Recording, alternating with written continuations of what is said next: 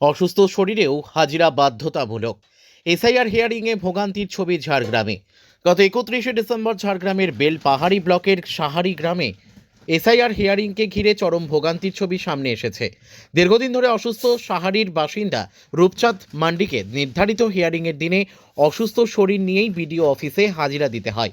অভিযোগ, চলাফেরার অবস্থায় না থাকায় তাকে অ্যাম্বুলেন্সে করেই আনা হয় অফিস চত্বরে। স্থানীয়দের অভিযোগ, এসআইআর হিয়ারিংয়ের নামে সাধারণ মানুষের ওপর অমানবিক চাপ তৈরি করা হচ্ছে। শারীরিক অসুস্থতা কিংবা বিশেষ পরিস্থিতির কোনো মানবিক মূল্যায়ন না করেই হাজিরা বাধ্যতামূলক করা হচ্ছে বলে অভিযোগ। একই দিনে শিলদার সাহারি গ্রামের বাসিন্দা সুজাতা মাহাতো, যিনি গর্ভবতী, তাকেও শারীরিক অসুস্থতা উপেক্ষা করেই হিয়ারিংয়ে হাজির হতে হয়। পরিবারের দাবি, বাড়িতে বিশ্রামে থাকার কথা থাকলেও নাম সংক্রান্ত অনিশ্চয়তার ভয়ে তাকে আসতে বাধ্য করা হয়েছে। অন্যদিকে সুন্দরী সরেন ও তার পরিবারের মধ্যে চরম উৎকণ্ঠা। তার নাম আদৌ তালিকায় তোলা হবে কিনা সেই প্রশ্নই দুশ্চিন্তায় দিন কাটছে।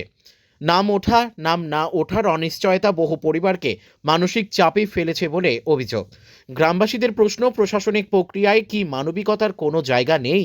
অসুস্থ, গর্ভবতী কিংবা দুর্বল মানুষদের জন্য বিকল্প ব্যবস্থা বা ছাড় দেওয়া যায় না কেন? এসআইআর হিয়ারিং নিয়ে প্রশাসনের ভূমিকা ও ব্যবস্থাপনা নিয়ে উঠছে একাধিক প্রশ্ন।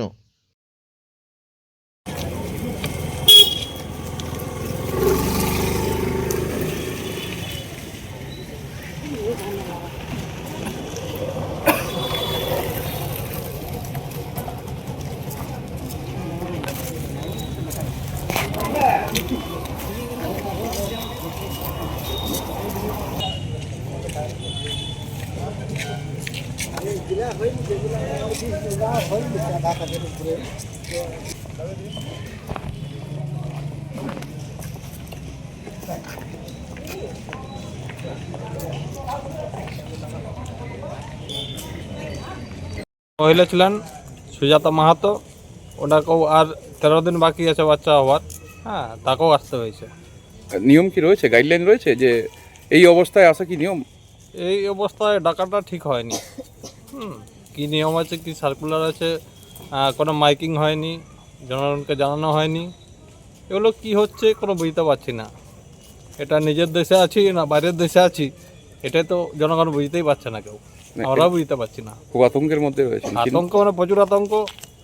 হ্যাঁ, বাংলাদেশ পাঠিয়ে দেবে এরকম একটা।